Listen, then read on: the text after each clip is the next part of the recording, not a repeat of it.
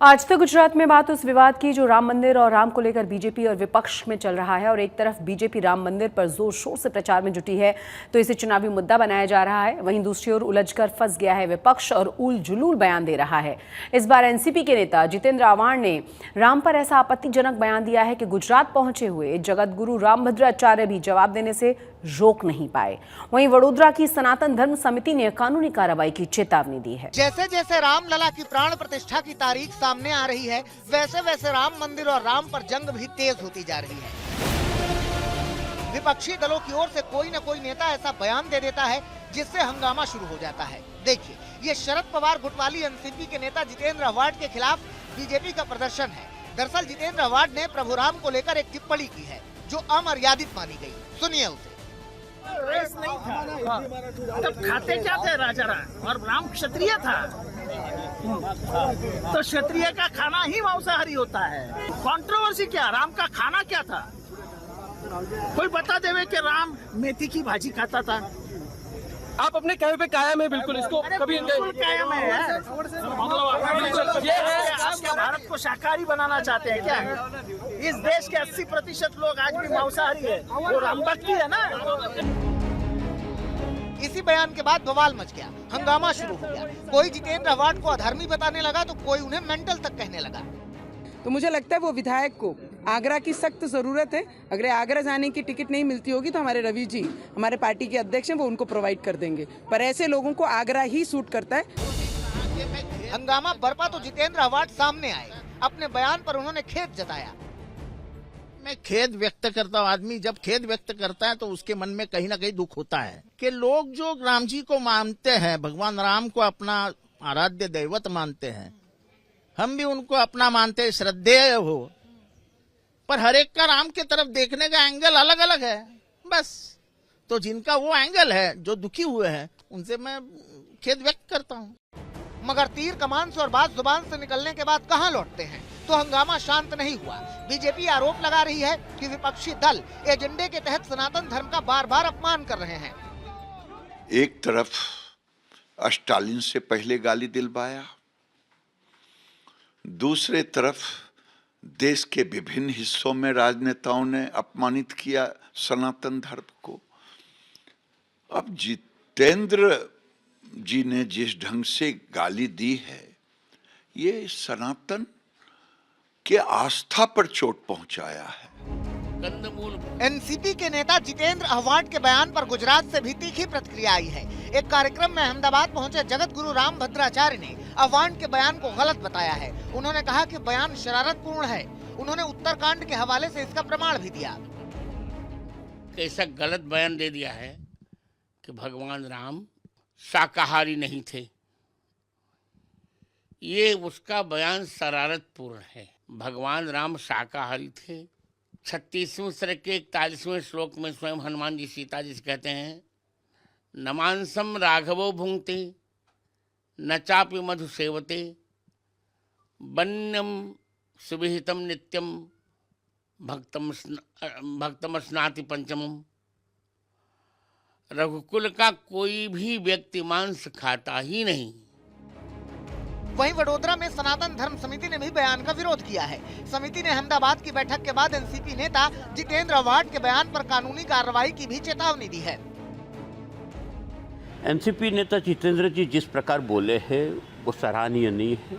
वो हमेशा ऐसी भाषा योग्य नहीं है। एक्चुअली वेद के अंदर, संतों के अंदर कभी ये भाषा की बहुत निंदा हो रही है और हम भी निंदा करते हैं इस चीज़ को।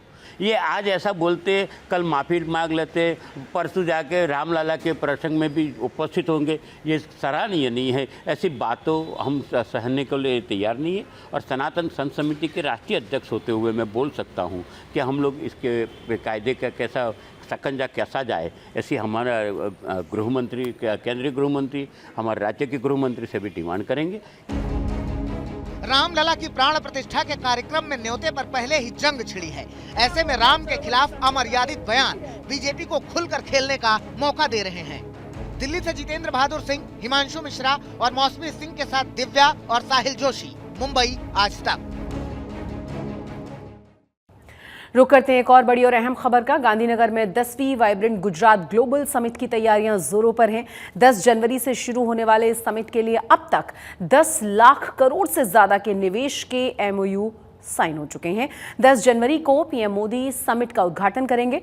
हालांकि प्रधानमंत्री मोदी 9 जनवरी को ही गांधीनगर पहुंचेंगे। आपको बता दें कि इस बार इस समिट में 4 राष्ट्रीय अध्यक्ष भी शामिल होंगे। वाइब्रेंट गुजरात समिट के पहले पीएम मोदी के UAE के राष्ट्रपति के साथ भव्य रोड शो की संभावनाएं हैं। वहीं गुजरात सरकार का दावा यह है कि वाइब्रेंट गुजरात समिट से गुजरात में औद्योगिक रोजगार 3 गुना बढ़ा है और आर्थिक निवेश भी बढ़ गया है।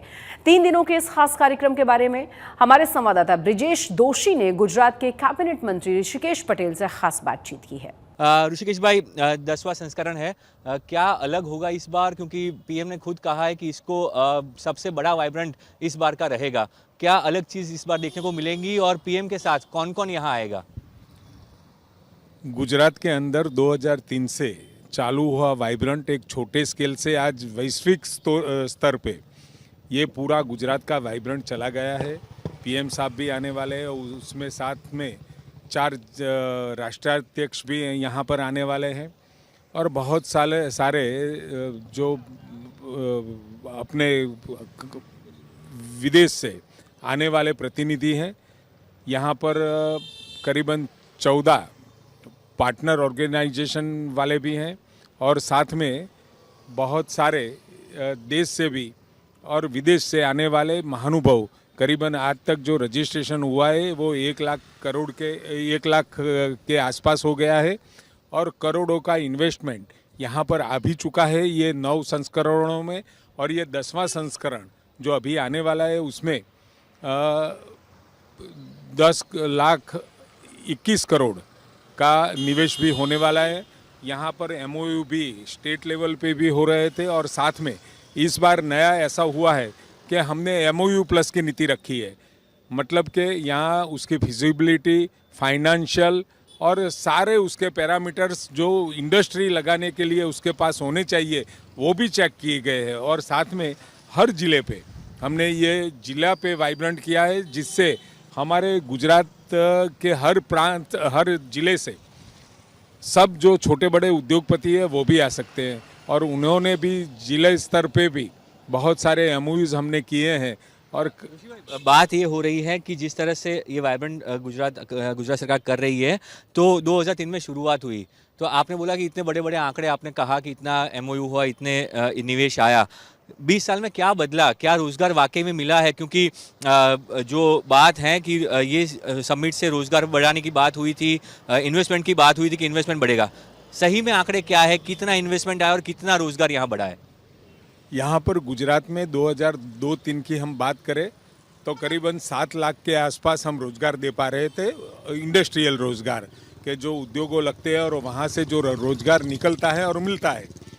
आज की तारीख में करीबन 23 लाख जितने रोजगार हम औद्योगिक क्षेत्र पे लोगों को दे रहे हैं। तो ये थे राज्य सरकार के प्रवक्ता मंत्री ऋषिकेश पटेल, जिन्होंने साफ तौर पे कहा कि गुजरात सरकार पूरी से तैयार है और इस बार जो वाइब्रेंट है पूरा अलग हो रहा है।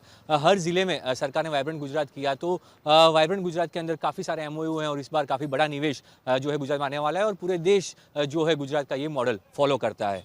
कैमरामैन। वहीं कांग्रेस वाइब्रेंट गुजरात समारोह को लेकर सरकार पर हमलावर है। कांग्रेस का आरोप यह है कि सरकार विकास के नाम पर सिर्फ दिखावा करती है, जबकि असलियत यह है कि गुजरात पहले से देश के विकसित राज्यों में से एक था। औद्योगिक विकास में नंबर 1 या 2 पर रहा है। लेकिन मौजूदा बीजेपी सरकार सिर्फ तमाशा कर रही है और सब कुछ अपने उद्योगपति मित्रों को मदद करने का तरीका भर है। ये गुजरात जैसा औद्योगिक राज्य अपनी स्थापना काल से, गुजरातियों की मेहनत की वजह से और सरकार की जो नीतियाँ रही थी स्थापना काल से, इसकी वजह से गुजरात पहले से ही देश में नंबर 1 या 2 नंबर पे रहा है। महाराष्ट्र और गुजरात का हमेशा स्पर्धा रही है। बिना वाइब्रेंट गुजरात में जनरल मोटर्स, बड़ी बड़ी रिफाइनरीज, बड़े बड़े कारखाने, बड़े बड़े उद्योग सब गुजरात में आए। और अभी वाइब्रेंट के नाम पे बड़े पैमाने पे सरकारी तिजोरी से बड़े बड़े संसाधनों लुटाने, अपने चहेते उद्योगपतियों को देने का, और दूसरी ओर रोजगार का दावा बड़ा करना, अब्जों रुपये का रोकाण की बातें करना, जिस तरीके से पिछले 20 साल में वाइब्रेंट का टोटल लगाया जाए जो सरकार ने आंकड़े दिए, इसके मुताबिक गुजरात के हर घर में 1 करोड़ रुपए का सीधा मुनाफा हो। प्रधानमंत्री नरेंद्र मोदी और उनके पिता के नाम को लेकर कथित अपमानजनक टिप्पणी करने के मामले में कांग्रेस के प्रवक्ता पवन खेड़ा की सुप्रीम कोर्ट से राहत नहीं मिली। उन्हें सुप्रीम कोर्ट ने पवन खेड़ा से कहा है कि आप बार बार माफी मांगकर कार्रवाई से नहीं बच सकते। सुप्रीम कोर्ट ने इस मामले में पवन खेड़ा के खिलाफ दर्ज एफआईआर को रद्द करने से इनकार कर दिया है। आपको बता दें कि पवन खेड़ा ने इलाहाबाद हाईकोर्ट के फैसले को सुप्रीम कोर्ट में चुनौती दी थी और इससे पहले इलाहाबाद हाईकोर्ट ने पवन खेड़ा के खिलाफ दर्ज एफआईआर को रद्द करने से इनकार कर दिया था। पीएम मोदी पर आपत्तिजनक टिप्पणी के मामले में पवन खेड़ा के खिलाफ लखनऊ के हजरतगंज थाने में मुकदमा दर्ज हुआ था। आम आदमी पार्टी के संयोजक और दिल्ली के मुख्यमंत्री अरविंद केजरीवाल पर एक तरफ गिरफ्तारी की तलवार लटकी हुई है, दूसरी तरफ वो गुजरात में पार्टी को मजबूत करने की कवायद में जुटे हुए हैं। अरविंद केजरीवाल बहुत ही जल्द 3 दिनों के दौरे पर गुजरात आ रहे हैं। केजरीवाल 6, 7 और 8 जनवरी को गुजरात का दौरा करेंगे। केजरीवाल का ये दौरा लोकसभा चुनाव की तैयारियों को लेकर है। इस दौरे में वो सूरत भी जाएंगे और जेल में बंद आम आदमी पार्टी के विधायक चैतर वसावा से भी मुलाकात करेंगे। गुजरात के छोटा उदेपुर जिले से दिल को दहला देने वाली खबर आई है। यहाँ स्कूल से लौट रही लड़कियों को छेड़खानी से बचने के लिए चलती पिकअप जीप से कूदना पड़ा। इस हादसे में किसी की जान तो नहीं गई है, लेकिन बदमाशों से खुद को बचाने की कोशिश में कई लड़कियां गंभीर रूप से चोटिल जरूर हो गई हैं। इस घटना के बाद पेरेंट्स में गुस्सा है, वहीं सरकार प्रशासन डैमेज कंट्रोल की कोशिश में जुटा हुआ है।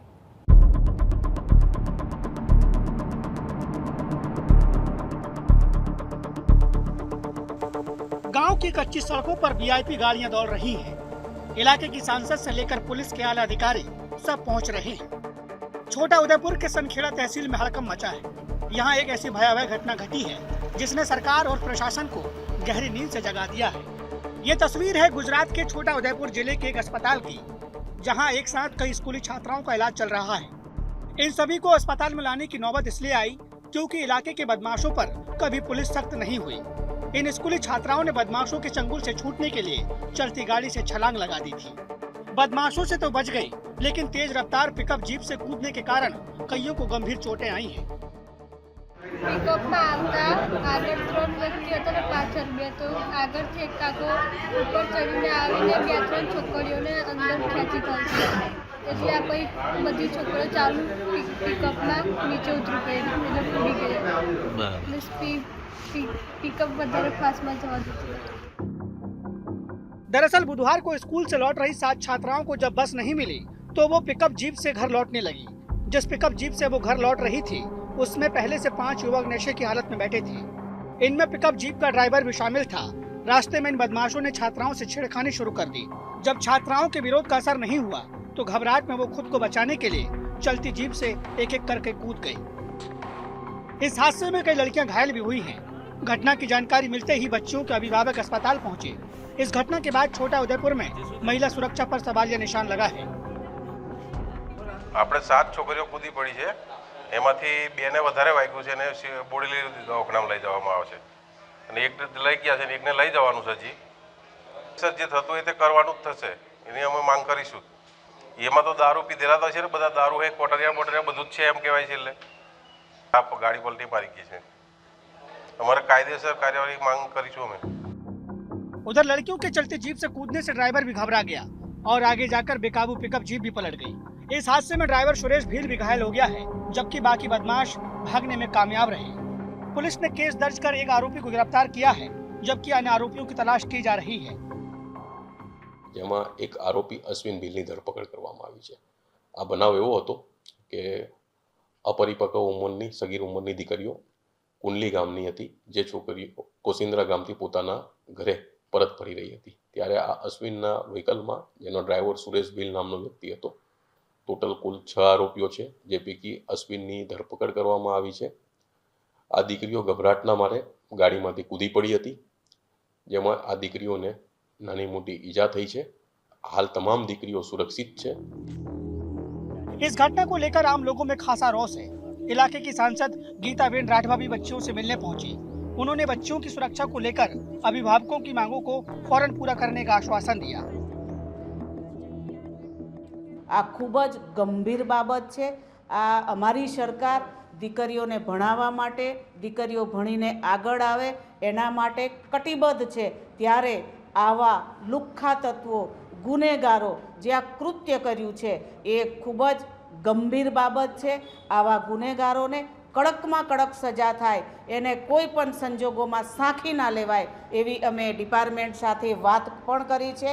અને આ દીકરીઓ જે થોડી ઘણી નાની મોટી ઈજા થઈ છે એ જલ્દી સાજી થાય એવી પ્રભુને પ્રાર્થના કરું છું.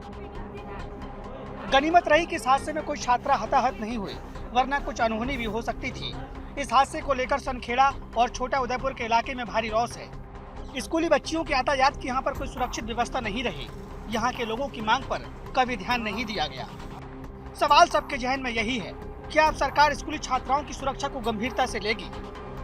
छोटा उदयपुर से नरेंद्र पेपरवाला के साथ आज तक ब्यूरो। गुजरात में मौसम विभाग ने एक बार फिर से बेमौसम बारिश की चेतावनी जारी कर दी है। मौसम विभाग ने 8, 9, 10 जनवरी के दिन गुजरात के सौराष्ट्र, उत्तर गुजरात और दक्षिण गुजरात में सामान्य बारिश का अनुमान जताया है। जनवरी को गुजरात के जूनागढ़, गिर सोमनाथ, नवसारी, डांग और वलसाड में सामान्य बारिश का अनुमान जताया गया है, जबकि 9 जनवरी को गुजरात के राजकोट, जूनागढ़, अमरेली, बनासकांठा, साबरकांठा, अरवली, महिसागर और दाहोद में बारिश का अनुमान है। वहीं 10 जनवरी की अगर बात की जाए तो उस दिन बनासकांठा, साबरकांठा और इन तमाम जगहों पर बारिश हो सकती है, मौसम विभाग का मानना है। हालांकि इससे पहले मौसम विभाग के मुताबिक अगले 4 दिन ड्राई रहेंगे। गुजरात में 10वीं और 12वीं की परीक्षा के लिए फॉर्म भरे जा चुके हैं और इस बार परीक्षा में बैठने वाले छात्रों की संख्या में भारी कमी आई है। पिछली बार की तुलना में इस बार 1,17,000 छात्रों की संख्या में गिरावट दर्ज की गई है, जिसके बाद गुजरात सरकार की शिक्षा नीति पर अब सवाल खड़े होने लगे हैं। यूं तो गुजरात में 10वीं और 12वीं की परीक्षा 11 मार्च से शुरू होनी है और बोर्ड परीक्षा के लिए फॉर्म भी भरे जा चुके हैं, लेकिन गुजरात में इस बार परीक्षा में बैठने वाले छात्रों की संख्या में भारी गिरावट दर्ज हुई है। इस बार 15,31,000 छात्रों ने परीक्षा में बैठने के लिए फॉर्म भरा है, यानी कि पिछले साल के मुकाबले इस साल 1,17,000 छात्रों की संख्या में कमी दर्ज हुई है। गुजरात माध्यमिक और उच्चतर माध्यमिक शिक्षा बोर्ड द्वारा मार्च 2024 में आयोजित होने वाली बोर्ड परीक्षा के लिए राज्य भर में 15,31,612 विद्यार्थियों द्वारा फॉर्म भरे जा चुके हैं। सबसे पहले आपको बता दें कि 10वीं बोर्ड परीक्षा में कितने छात्रों ने रजिस्ट्रेशन कराया है। गुजरात शिक्षण बोर्ड के मुताबिक इस साल 9,16,480 छात्रों ने परीक्षा में बैठने के लिए दाखिला फॉर्म भरा है। वहीं 12वीं की बात करें तो कॉमर्स में पढ़ने वाले 4,83,943 छात्रों ने परीक्षा में बैठने के लिए फॉर्म भरा है। इसके अलावा साइंस के 1,31,179 छात्रों ने रजिस्ट्रेशन फॉर्म भरा है। यहाँ तक तो सब ठीक है, लेकिन पिछले सालों के आंकड़ों पर गौर करें तो इस बार 10वीं में बैठने वाले छात्रों की संख्या में 40,000 की कमी दर्ज हुई है। वहीं 12वीं कॉमर्स में रिकॉर्ड 82,000 विद्यार्थी कम दर्ज हुए हैं। 12वीं साइंस को छोड़ दें तो इस बार परीक्षा में बैठने वाले छात्रों की संख्या में काफी गिरावट दर्ज की गई है, यानी कि राज्य में हजारों में नहीं लाखों में परीक्षा न देने और पढ़ाई न करने वाले छात्र छात्राओं की संख्या में इजाफा हुआ है। अब सवाल ये है कि परीक्षा में न बैठने के पीछे असल वजह क्या है?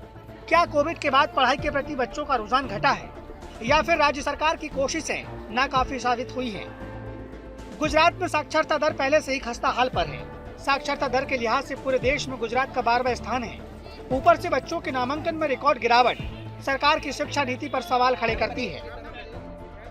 अहमदाबाद से अतुल तिवारी के साथ आज तक ब्यूरो।